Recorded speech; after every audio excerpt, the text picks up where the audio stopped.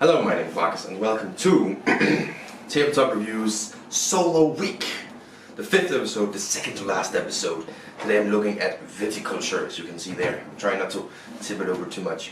Viticulture, of course, the game about making wine with a solo mode. I read in the rules of Wingspan, oh, there's a little hint there, that the solo version is called Automa. Because of the Italian word automaton, or something along those lines, which means automatic. And of course this is set in Italy, and therefore it was called that. A little interesting thing, and a little interesting fact to learn, always nice. But Viticulture, game about making wine. How does the solo mode work? Well, you as a player, once again, plays just the normal game.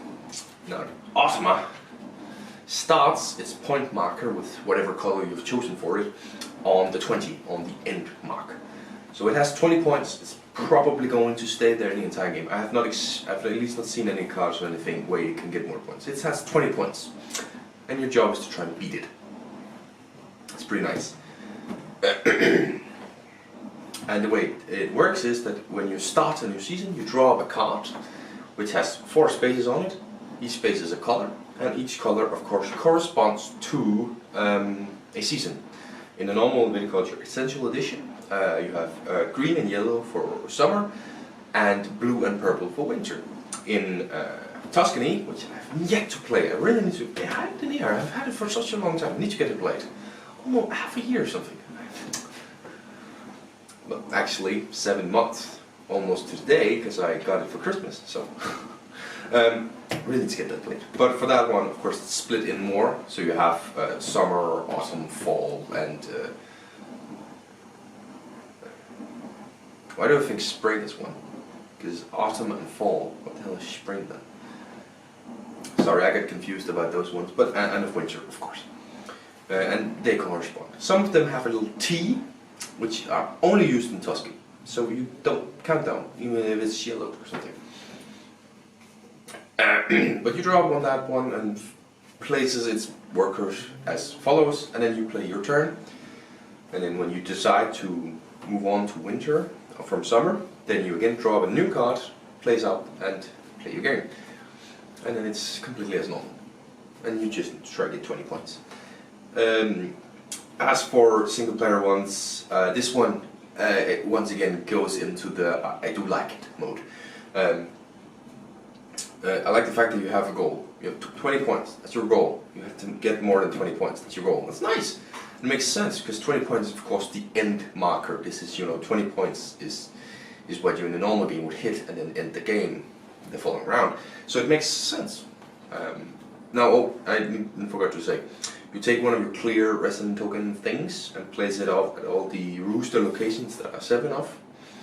You place your rooster one and you take one of those, and then when you've taken all of them, it's the last round. You have 7 rounds to do it, 7 years as they call it. And that little resin marker is used as a bonus one, because of course in a 2-player game the bonus actions are not available. But with that resin marker you can use a bonus action whatever you like. You can save them up, so you have like 4 in one turn or whatever. I had 2 at some point, that was the most I did. But yeah, that's a nice addition, I think. I do like this one. I don't like the fact that you play all of them. The cards from that one, if it has 3, you play all 3 right away. The thing I really like in Viticulture is planning your turn and then trying to react to your opponents. I actually really like that. It brings, a little bit of activity. You have a plan. Can you follow it? Can't you? Do you have a plan B? Do you have a plan C? Do you have a plan D? Because depending on the player, could be necessary. I really like that. This one, sure, if you kind of say, okay, do this turn, and then do this the next turn, then sure, you will have to react if the automa, of course, takes one of those. But otherwise, it's kind of just, what does the automa do? Cool, now I can do all this. There's not a lot of the reacting, which I actually kind of like. And also felt that throughout the game that I played, I just kind of got to do what I wanted to do. Only once did I have to use my grande worker without having planned for it. So it takes a little bit of that away, of course. but I actually really liked it. You have a goal in mind, and unfortunately, I had 1 point. 1 point. I had 19. It's very annoying to finish on 19 points when you need 20. So annoying, but I like the game. And I think it's good practice to just kind of, what are some of the best strategies to use. Of course, it's difficult in a real player game to actually fully use them, but I like it. It's like how many workers is an ideal amount. It's really nice, and they have different ways to increase difficulties from very easy to very hard, I believe. And there's like a very attacking automa, right? It just increases in points, and then it's not by the end of the game, but it's throughout the game. You need to have more points than it at various stages.